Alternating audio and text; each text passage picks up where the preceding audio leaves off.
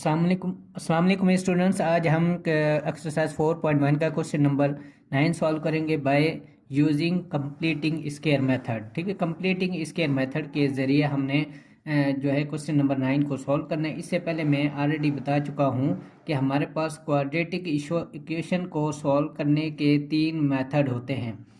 Quadratic equation को solve करने के 3 मेथड होते हैं, जिसमें सबसे पहला मेथड होता है हमारे पास फैक्टराइजेशन, जो कि ऑलरेडी मैं अपनी प्रीवियस वीडियो में डिस्कस कर चुका हूं। फिर मैं एक बता देता हूं कि दूसरा मेथड हमारे पास होता है कंप्लीटिंग स्क्वायर होता है, और तीसरा मेथड जो होता है क्वाड्रेटिक इक्वेशन को सॉल्व करने के लिए बाय फार्मूला होता है। इस वीडियो में जो है हम क्वेश्चन नंबर 9 सॉल्व करेंगे by using completing square method. सबसे पहले हम समझते हैं कि कंप्लीटिंग स्क्वायर मेथड होता क्या है।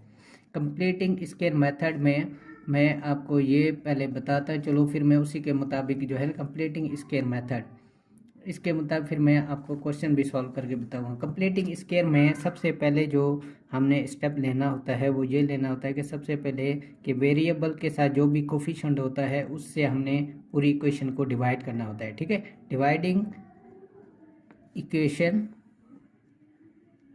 बाय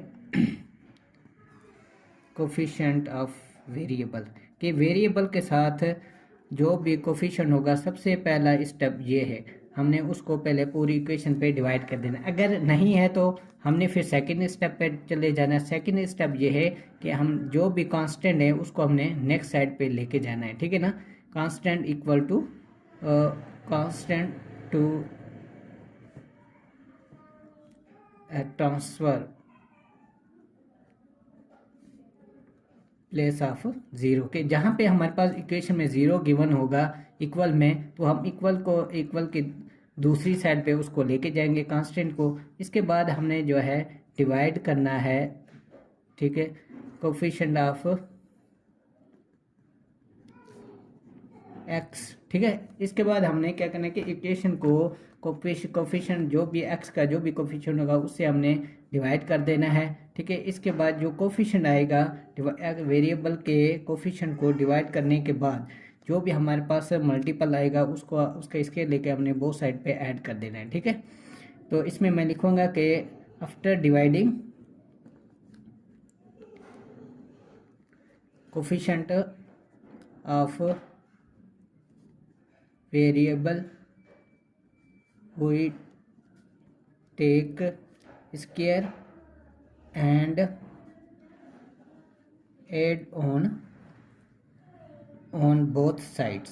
ठीक है, बोथ साइड से है पे हमने उसको जो है ना ऐड कर देना है। स्क्वायर लेने के पहले हमने डिवाइड करना है, वेरिएबल के साथ जो भी कोफिशिएंट होगा उसको हमने डिवाइड करना है। इसके बाद जो है हमने उसका स्क्वायर लेना है। स्क्वायर लेने के बाद हमने उसको उस साइड पे डिवाइड कर देना है। तो इस तरह ये मेथड है कंप्लीटिंग स्क्वायर को सॉल्व करने के लिए। अब हम देखें क्वेश्चन सॉल्व करते हैं, उसमें मैं आपको कुछ समझाऊंगा तो मजीद आपको समझ आएगी।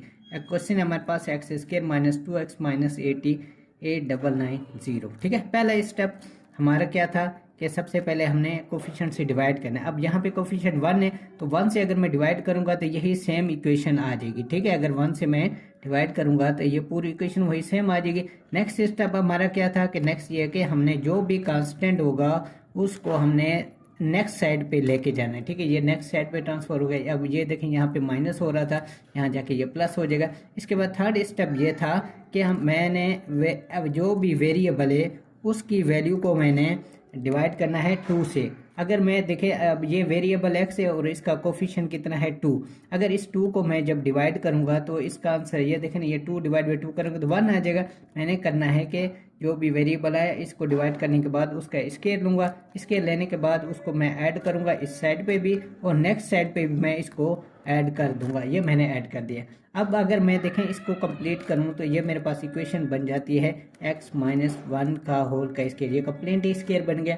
इसको हम ऐड करेंगे, जब ऐड करेंगे तो ये मेरे पास बन जाएगा 900 हमारे पास बन जाएगा। ठीक है, ये मेथड समझ आ गया। जिस तरह मैंने लिखा था इसी तरह किया कि पहले हमने जो है वेरिएबल कोफिशिएंट से डिवाइड करना है। 1 था तो 1 से डिवाइड कर वही सेम इक्वेशन आ गई। नंबर 2 पे हमने क्या करना है, कांस्टेंट को नेक्स्ट साइड पे लेके जाना है। इसके बाद हमने वेरिएबल की जो भी भी वैल्यू होगी उसको 2 से डिवाइड करना है। डिवाइड करने के बाद हमने उसका स्क्वायर लेना है, ये इस साइड पे भी ऐड कर देना है और नेक्स्ट साइड पे भी हमने ऐड कर देना है। तो इस साइड पे जो है लेफ्ट हैंड साइड पे हमारे पास कंप्लीट स्क्वायर कंप्लीट हो जाएगा। नेक्स्ट साइड पे जो भी कांस्टेंट होगा उसके साथ वैल्यू ऐड हो जाएगी। ये हमारे पास आ गया। इसके बाद हमने इसका लेना होता है अंडर रूट। अब हम इसका लेंगे अंडर रूट ताकि हमारे पास एक्स की वैल्यू आ जाए। तो यहाँ पे मैं लिखने लगा हूँ taking square root on both side पे मैं इसके रूट ले लूँगा, ठीक है, ताकि हमारे पास वेरिएबल एक्स की वैल्यू आ जाए। यहाँ पे भी मैंने इसके रूट ले लेना है अंडर रूट, और यहाँ पे भी मैंने अंडर रूट ले लेना है और 900 यहाँ पे भी मैंने ले लिया, ठीक है। तो अब इसका स्क्वायर तो अंडर रूट के साथ कैंसिल होकर यहाँ पे हमारे पास आ जाएगा x minus 1 is equal to 900 का जो हमारे पास इसके रूट होता है वो हमारे पास होता है 30 इसका जो है ना अंडर रूट आ जाएगा। अब इसको हम सॉल्व करेंगे तो ये यहाँ पे 1 माइनस और वहाँ जाके क्या हो जाएगा ये प्लस। अच्छा, जब इसके रूट खत्म करते हैं तो हमारे पास प्लस और माइनस का साइन लगता है, दो साइन हमने लगाना है, तो प्लस का और माइनस का। इसका मतलब ये होता है कि हमने एक मतलब वैल्यू प्लस में लेनी है तो एक मतलब माइनस में। अब मैं ये -1 और उधर जाके प्लस हो जाएगा तो ये प्लस माइनस 30 और प्लस यहाँ पे आ जाएगा 1। तो x इज इक्वल टू, अब हमने इसको दो फैक्टर में लेना है। फर्स्ट टाइम हमने इसको प्लस में लेना है तो 30 प्लस 1, इसका आंसर आ गया 31 आ गया। नेक्स्ट में हमने इसको माइनस के साथ लेना है तो 30 माइनस 30 प्लस 1, तो ये आ जाएगा -29। तो ये हमारे पास आगे इक्वेशन के दो आंसर आ गए। उम्मीद है कि ये आपको समझ आ गया होगा। अब हम नेक्स्ट क्वेश्चन नंबर 10 जो है वो भी सॉल्व करते हैं। क्वेश्चन नंबर 10 सॉल्व करने के लिए फिर वही हमने मेथड इस्तेमाल करना है कि x का स्क्वायर प्लस यहाँ पे मेरे पास 4x है। अब ये मेरे पास कांस्टेंट है, कांस्टेंट को मैं लेके जाऊंगा अगली साइड पे, ठीक है।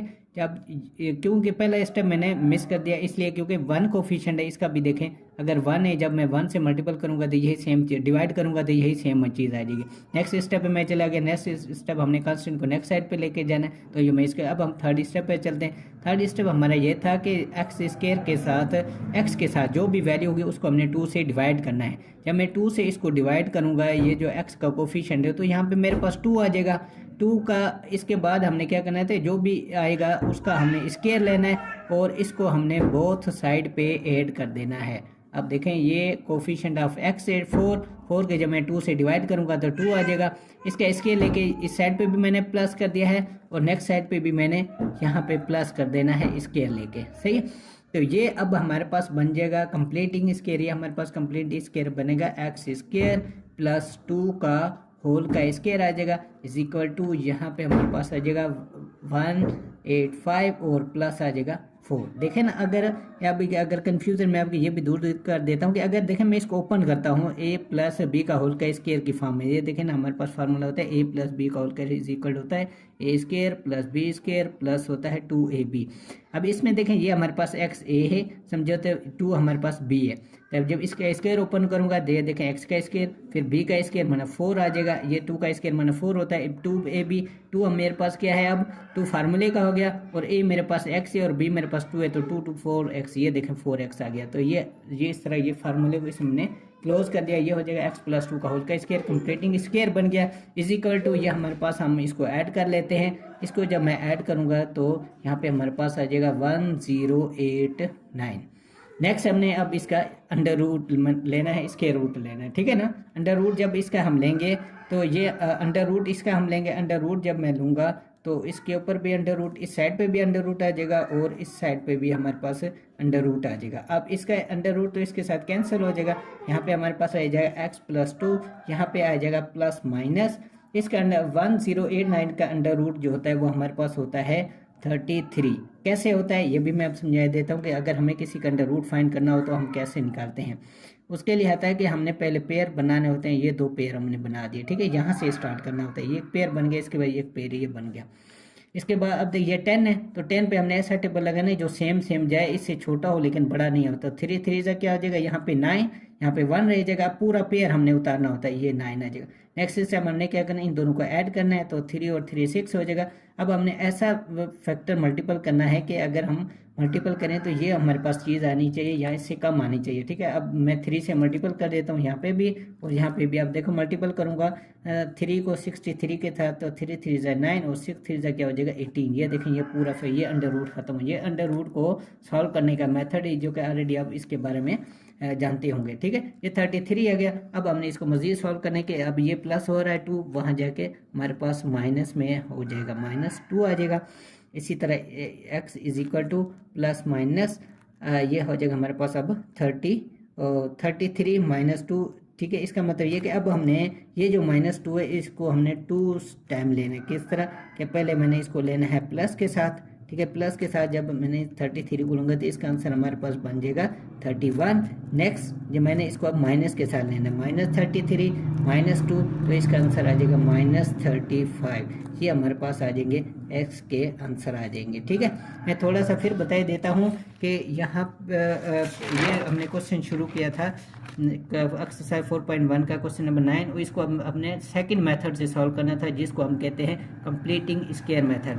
क्योंकि क्वाड्रेटिक इक्वेशन को सॉल्व करने के 3 मेथड हैं, तीनों में से पहला फैक्टराइजेशन का मेथड हमने कर लिया। सेकंड मेथड में कंप्लीट स्क्वायर करने, इसका मैंने मेथड बताया कि सबसे पहले जो है कंप्लीट स्क्वायर मेथड में हमने जो भी कोफिशिएंट होता है वेरिएबल को उसको हमने डिवाइड करना था पूरी इक्वेशन के साथ। इसके बाद हमने कांस्टेंट को ट्रांसफर करना था अगली साइड पे। इसके बाद हमने कोफिशिएंट को डिवाइड जो एक्स का कोफिशिएंट है तो उसको डिवाइड करना होता है। डिवाइड करने के बाद उसको हमने उसका स्क्वायर लेके बोथ साइड पे हमने उसको ऐड कर देना होता है। इसके बाद वो हमारे पास कंप्लीट स्क्वायर बन जाएगा। इसके बाद इसका हमने लेना होता है अंडर रूट ले लिया। तो ये 2 क्वेश्चन हमने सॉल्व कर लिए हैं।